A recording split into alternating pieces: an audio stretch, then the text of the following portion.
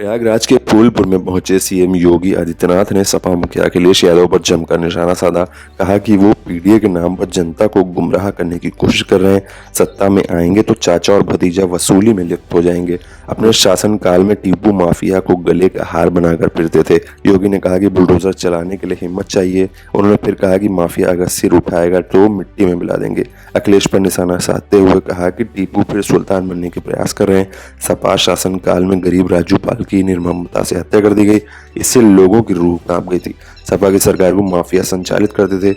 जनपद प्रयागराज में 5000 से अधिक युवाओं को नियुक्ति पत्र वितरण, विद्यार्थियों को स्मार्टफोन टैबलेट वितरण, विभिन्न योजनाओं के अंतर्गत लाभार्थियों को ऋण वितरण और सहायता राशि का अंतरण और 407 विकास परियोजनाओं में लोकार्पण शिलान्यास कार्यक्रम में सीएम योगी ने फूलपुर लोकसभा सीट से प्रवीण सिंह पटेल को सांसद निर्वाचित करने पर क्षेत्र की जनता के प्रति आभार जताया। कहा कि फूलपुर में सर्वांगीण विकास होगा। फूलपुर में सीएम योगी आदित्यनाथ के निशाने पर सिर्फ सपा मुखिया अखिलेश यादव ही रहे। उनका बिना नाम लिए उन्होंने टीपू सुल्तान के माध्यम से निशाना साधा। कहा कि सपा शासनकाल में जिस तरह से प्रयागराज सहित पूरे यूपी में जंगल राज कायम था, ये किसी से छिपा नहीं है। टीपू सुल्तान माफिया के सामने नाक रगड़ रहे थे। जातिवाद के नाम पर जनता को बरगलाने का प्रयास कर रहे हैं। माफियाओं को गले का हार बनाने वाले बुलडोजर क्या चलाएंगे? बुलडोजर चलाने के लिए हिम्मत चाहिए। आज माफिया के कब्जे से भूमि खाली कराकर गरीबों को आवाज दिया गया है।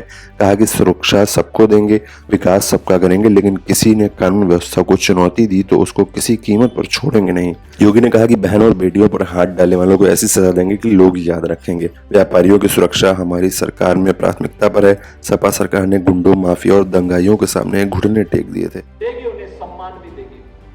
हर नागरिक को सुरक्षा प्रदान करना, हर बहन और हर बेटी की सुरक्षा करना इस सरकार का कार्य है। सरकार उसको भी करेगी। और तब भी मैंने कहा था, माफिया अगर सिर उठाने का तो साहस करेगा तो उसको मिट्टी में मिलाने का काम भी सरकार करेगी। और बहनों और भाइयों, आज मैं आपसे कहने के लिए आया हूं, ये जो बड़ी बड़ी घोषणाएं कर रहे हैं, ये वही लोग हैं जिन माफियाओं के सामने आज कभी नाक रगड़ा करते थे, उनके सामने, दंगाइयों के सामने नाक रगड़ा करते थे। अरे बुलडोजर चलाने के लिए हिम्मत चाहिए। ये दंगाइयों के सामने और माफियाओं के सामने नाक रगड़ने वाले बुलडोजर क्या चलाएंगे? बुलडोजर को देख करके इनको वैसे ही हार्ट अटैक हो जाएगा।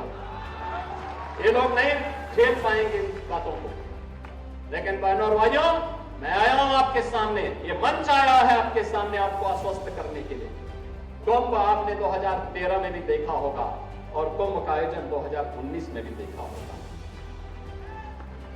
2013 में जो भी आया होगा, संकल्प लेके गया कि दोबारा इस प्रकार की दुर्व्यवस्था में नहीं आऊंगा।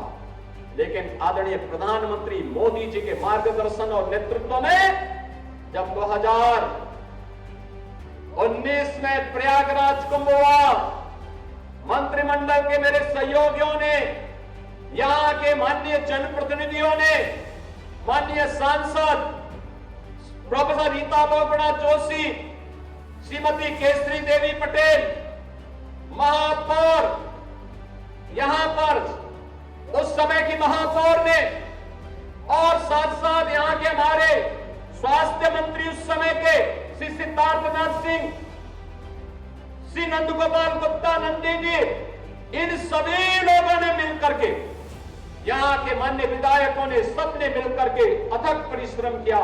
और परिणाम क्या रहा? 2019 में कुंभ कैसे होता है, प्रयागराज ने बता दिया। कुंभ स्वच्छता, सुरक्षा और सुव्यवस्था का एक मॉडल होता है।